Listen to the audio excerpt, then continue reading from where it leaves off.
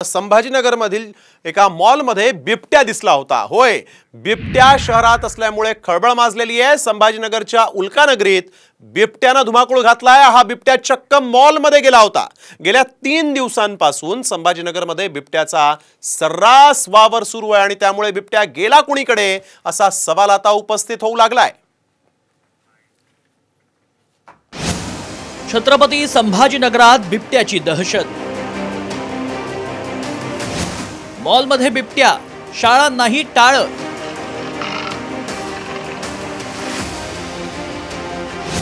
सापळा रचला, बिबट्या कुणीकडे गेला।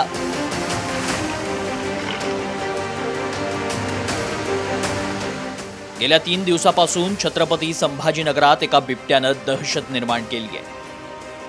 त्यामुळे नागरिकांना घराबाहेर पडणंही मुश्किल झालंय। या बिबट्याची दहशत इतकी की मॉर्निंग वॉकला जाणाऱ्यांनीही धसका घेतलाय। बिबट्याला शहरातल्या वेगवेगळ्या भागात पाहिलं गेलंय। हा बिबट्या बुधवारी रात्री शहरातील एका मॉलमध्ये सीसीटीव्ही चित्रित झालाय। हा मॉल सिडको परिसरात आहे। या बिबट्याचा एवढा धसका घेतला गेलाय की उल्कानगरातील शाळाही बंद ठेवण्यात आल्यात। शहराचा मध्यभाग असलेल्या उल्कानगरी भागात हा बिबट्या सीसीटीव्ही मध्ये चित्रित झालाय।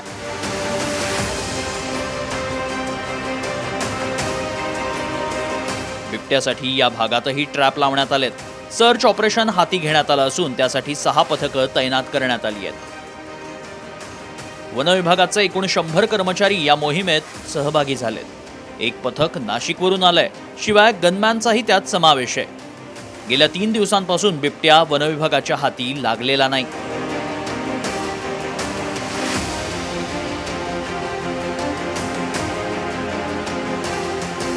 एवढा सगळा हैदोस घालत असताना अधिकारी कोणतेच गांभीर्याने घेत नाही। हे टूरवर आल्यासारखे हे लोक वागताय। तुम्हाला सांगितल्यानंतर तुम्ही पिंजरे बघतात, गाडी बघतात, मग तो येतात। म्हणजे या ठिकाणी घटना झाल्यानंतर साध्या 1-अर्ध्या तासात त्यांना कळालेली गोष्ट आहे, तरी सुद्धा ते किती वेळाने आले हे तुम्ही लक्षात घ्या। कुत्र जरी दिसलं त्याचे व्हिडिओ आम्हाला येत आहेत, पण आम्हाला कन्फर्मेशन करणं आहे। प्रत्येक ठिकाणी मी जातोय, स्वतः माझी सगळी टीम जाते। आम्ही कन्फर्मेशन करतोय, लोकांना आश्वस्त करतोय की हे कुत्रे आहे। पूर्ण आम्ही 100% तयारीनिशी, आम्ही कुठल्याही प्रकारचं 1/2% सुद्धा हलगर्जीपणा करत नाहीत किंवा निष्काळजीपणा करत नाहीत।